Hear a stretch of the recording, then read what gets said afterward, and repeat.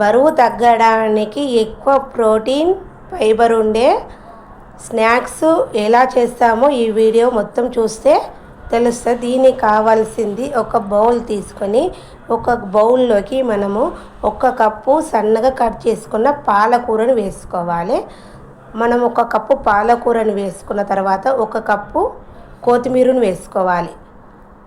పాలకూర కొత్తిమీర వేసుకున్న తర్వాత ఒక ఆనియన్ అనేది చిన్నగా కట్ చేసుకొని వేసుకోవాలి. ఆనియన్స్ వేసుకున్నాక మనం పచ్చిమిర్చి అనేది ఒక 10 పచ్చిమిరపకాయలు తీసుకొని సన్నగా రౌండ్గా కట్ చేసుకొని వేసుకోవాలి. పచ్చిమిర్చి పేస్ట్ వేసుకోవచ్చు, ఇట్లా సన్నగా కట్ చేసుకొని వేసుకోవచ్చు, 2 విధాలుగా వేసుకోవచ్చు. ఇలా వేసుకున్న తర్వాత దీనిలోకి మనము టమాటా అనేది 2 టమాటాలు అనేది పేస్ట్ చేసుకొని టమాటా పేస్ట్ ఒక 2 స్పూన్ల టమాటా పేస్ట్ అనేది వేసుకోవాలి. టమాటా ప్యూరీ అనేది 2 స్పూన్లు వేసుకోవాలి. తీసుకున్న తర్వాత దీనిలోకి 1 కప్పు తెల్ల జొన్న పిండి వేసుకోవాలి. 1 కప్పు తెల్ల జొన్న పిండి వేసుకున్న తర్వాత 1/2 కప్పు శనగపిండి వేసుకోవాలి, లేకుంటే బఠానీ పిండి, ఏ పిండి అయినా వాడచ్చు. ఈ 2 పిండిలు వేసుకున్న తర్వాత కొంచెం దీనికి తగినంత సాల్ట్ వేసుకోవాలి. తర్వాత కొంచెం మసాలా పొడి, మనం ఇంట్లో తయారు చేసుకున్న మసాలా పొడిని వేసుకోవాలి. వేసుకొని ఒకసారి దీన్ని మొత్తము కలపాలి. మనము ఒకసారి మొత్తము మన పిండికి మనకు పాలకూర అంతా పట్టేటట్టు మంచిగా కలుపుకోవాలి. కలుపుకున్న తర్వాత దీనిలోకి కొంచెం వాటర్ పోసుకుంటూ మనము ఇట్లా జారులాగా కలుపుకోవాలి. కొంచెం వాటర్ చల్లుకుంటూ మాత్రమే కలుపుకోవాలి.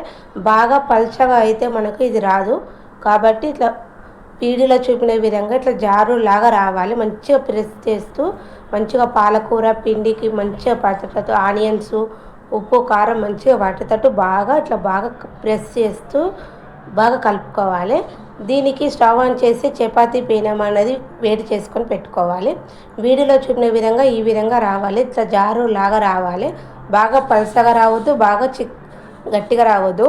వీడియోలో చూపిన విధంగా రావాలి.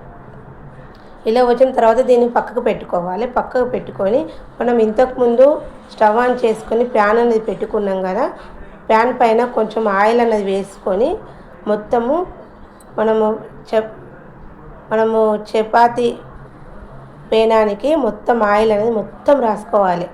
రాసుకున్న తర్వాత మనం తయారు చేసుకున్న పిండి మొత్తం పేనం పైన పోసుకొని చేతితోని ఇట్లా మొత్తం మనము రొట్టెలాగా ఒత్తుకోవాలి.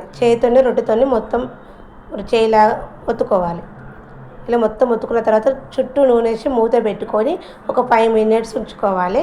మనకు ఒక సైడ్ ఇట్లా మంచిగా కాలాక ఇంకొక సైడ్ మరేసుకోవాలి.